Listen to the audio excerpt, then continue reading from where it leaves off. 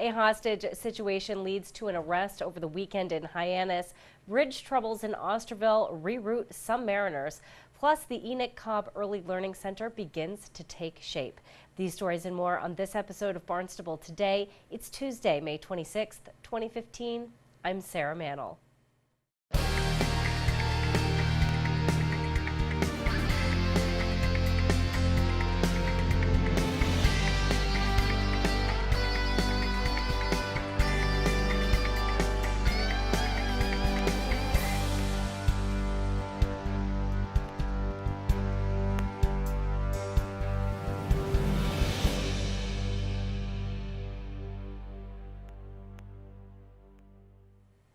A Hyannis man is in custody after police say he held his children hostage.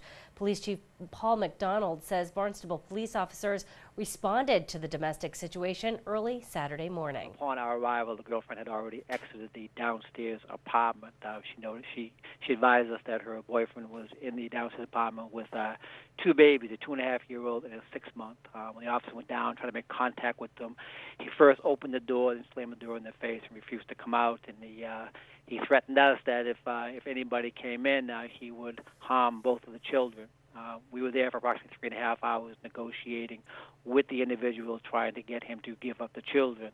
At one time with the negotiator, he was saying that if we provided him with a certain amount of heroin, he would be willing to let the children go. Of course, we weren't going to do that. We already knew he was high on heroin, so we did not know what he would do. We didn't want to make the situation any worse. About 3.5 hours into the situation, he had texted her girlfriend saying that he thought the police were not taking him serious and that he would probably have to start cutting up one of the children just to show how serious he was. At that point, when that information was relayed to me, I gave the order to enter the house and secure the individual. The SWAT team then made entry on 2 different locations in the house. Within a matter of seconds, the contact team made contact with the bad guy, disarmed him, and secured the baby, and he was subsequently placed under arrest.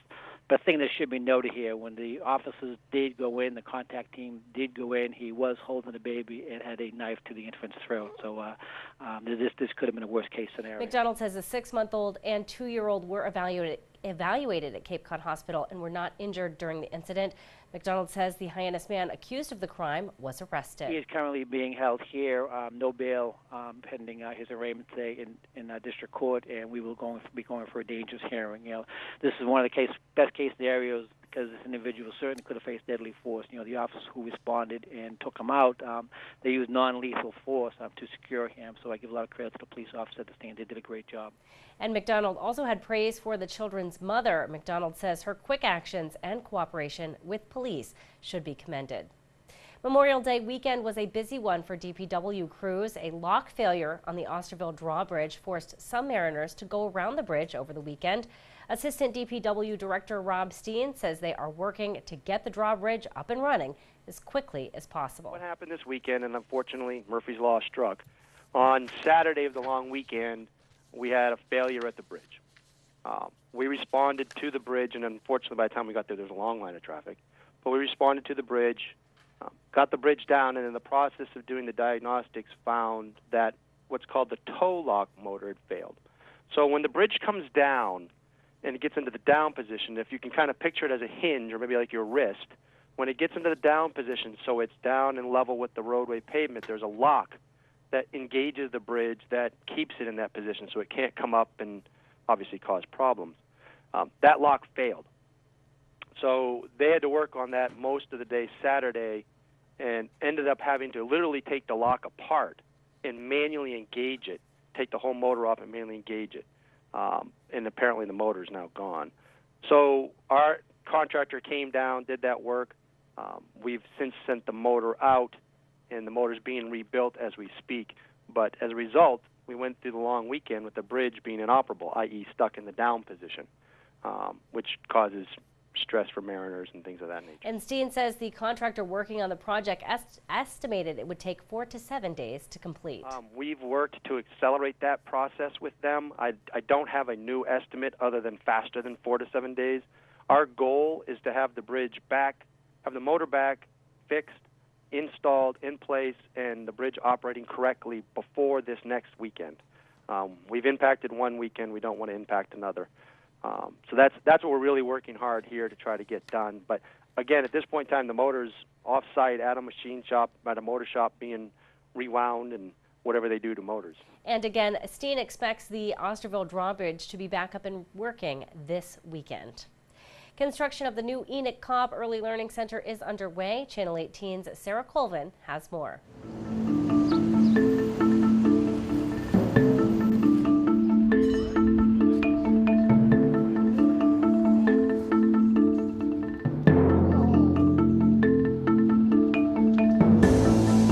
Hello everyone, I'm Sarah Colvin here on the grounds of Hyannis West Elementary School, where behind us the modular construction of the Early Learning Center is underway, and Dave Kenyok, the facilities manager for Barnstable Public Schools and the project manager for this project, is here with us. Dave, tell us a little bit about what's going on behind us. Good morning, Sarah. This morning we're placing and setting the modules for the new Early Learning Center. As you can see, we're about halfway complete at this point. Shortly we'll be doing the hallways. This structure has 20 units, 20 modular units. They all arrived here end of last week and earlier this week, and we commenced putting them in place as soon as they arrived. So things are going along nicely. Expect to have everything in place by Friday afternoon. Great, and I made the comment off camera that it looks kind of like a Lego project. Can you talk to me a little bit about the process of putting together a modular building like this? Sure. Yeah, the modules were built in Pennsylvania. They shipped here via truck. And the process is, we just put them in place. They jacked them together. If you look in the hole, you'll see some tracked vehicles over there. They use those to move them back and forth and get them in place. And then once they're all set, they will use smaller jacks to really refine the placement. And then they bolt them together and weld them down to some pads, and they're permanent. Great. What are the benefits of doing a project this way as opposed to a traditional construction project? There's several benefits. One, you get a much more precise building. It's square. It's plumb. Being built inside, it's very controlled construction, so the materials never get wet. You don't have any of those environmental damage. Secondly, it's fast. It goes really quickly. And the square foot construction cost is very reasonable, makes it a very competitive alternative.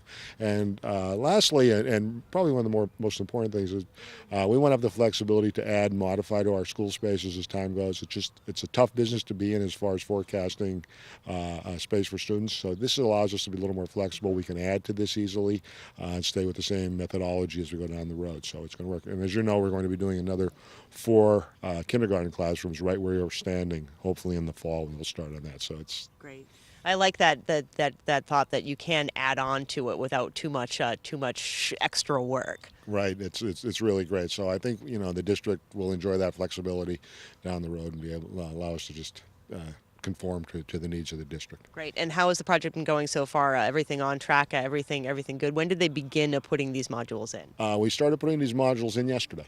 And we've been doing the site work and a lot of the utility work. We started in February, demolishing the old portables, and we're on schedule. We're on budget. We expect to have our punch list items complete early July and have this building ready to go for the start of school in September. Well, Dave, thanks for inviting us down here, and we look forward to watching this construction project unfold. Great. Thanks for coming.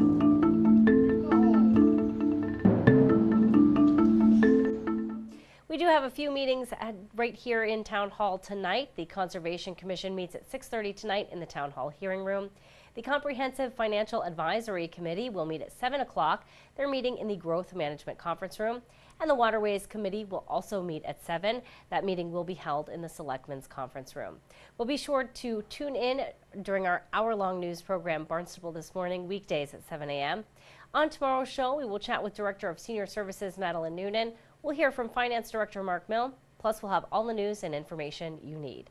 For Barnstable Today, I'm Sarah Mannel.